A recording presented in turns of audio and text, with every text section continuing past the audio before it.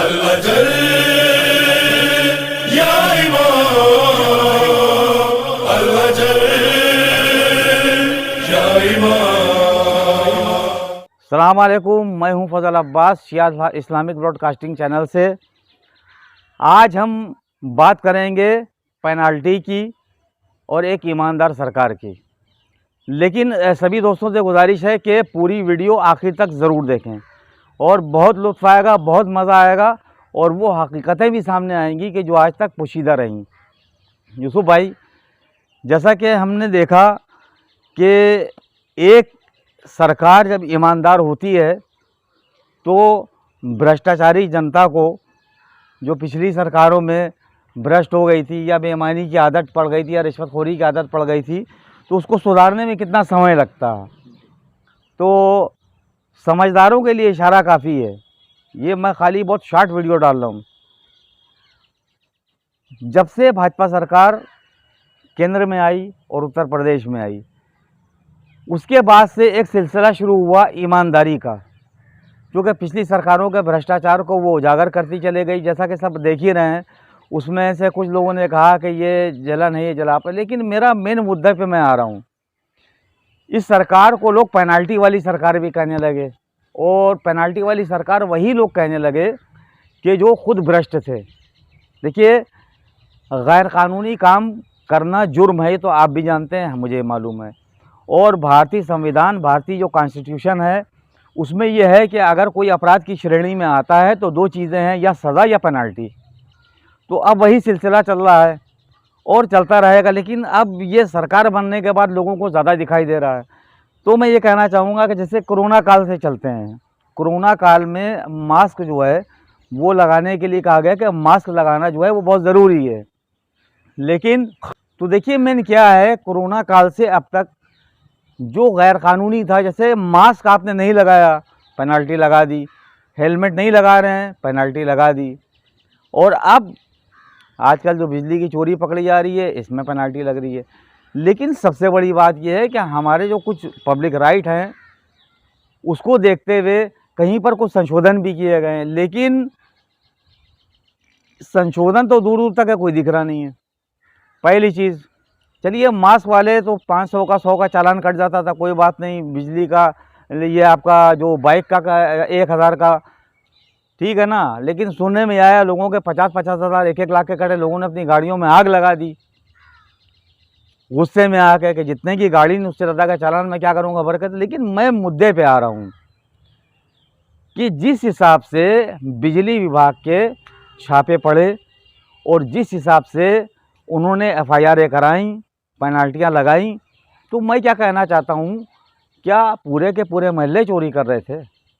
और अगर कर रहे थे तो आप इतने दिन से क्या कर रहे थे? आप कैसे जागरूक हो गए?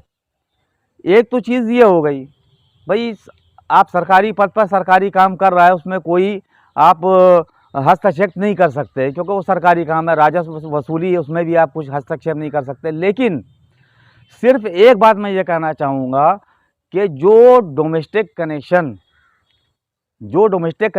पकड़े गए बिजली की चोरी में, जिनके ऊपर धारा 126, 135 या 138, इन तीनों धाराओं की वजाहत भी कर दूँ मैं, ताकि लोग जान जाएं।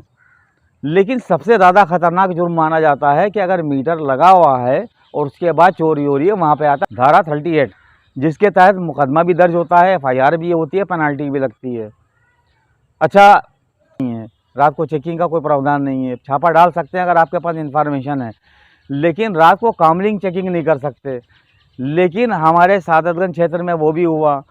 सुबेरे का कोई कानून नहीं है, वो भी हुआ। तो मतलब मेरा कहने का ये है कि जिन शियों को अहले बैत अलैहिमुस्सलाम ने ईमानदारी का पाठ पढ़ाया, हक हलाल पे चलना सिखाया, तो क्या आज मुआशरा इतना बिगड़ चुका है कि पूरे के पूरे घर बिजली चोरी में पकड़े जा रहे हैं और ज़्यादा से ज़्यादा लोगों के ऊपर पेनाल्टी लग रही है?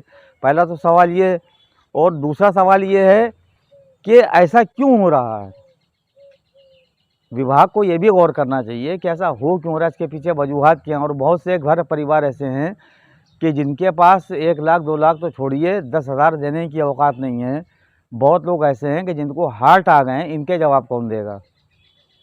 और अगर से इस दौरान कोई हार्ट पेशेंट मर जाता है हादसे में तो उसकी जवाबदेही किसकी होगी? विभाग तो अपना काम कर रहा है, ईमानदारी से कर रहा है, और पब्लिक भी अपनी, यानी कि मेन ये साबित हो रहा है कि पब्लिक पूरी चोर है और विभाग पूरा ईमानदार है। यानी कि विभाग में किसी तरह की कोई खोट नहीं है। जो संविदा कर्मी हैं, अगर वो कहीं पर बिजली चोरी करवा रहे हैं तो वो ईमानदार हैं। संविदा वालों के यहाँ बिजली के कनेक्शन बिना मीटर के चल रहे हैं, उनके लिए कोई कानून नहीं है। कानून सिर्फ पब्लिक के लिए है।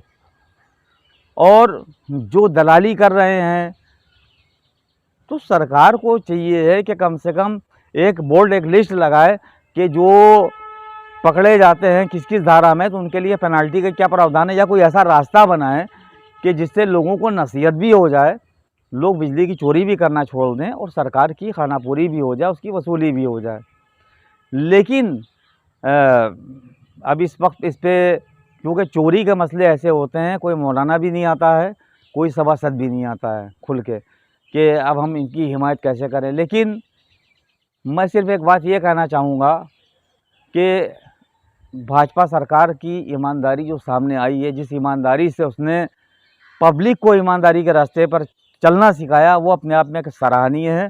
और आशा ये करते हैं कि जिनकी जिनकी पेनाल्टियाँ कटी हैं, जिनके जिनके यहाँ छापे पड़े हैं, तो वो अपने अंदर सुधार पैदा करेंगे और 2024 में कोशिश करेंगे कि वोट भाजपा को ही दें।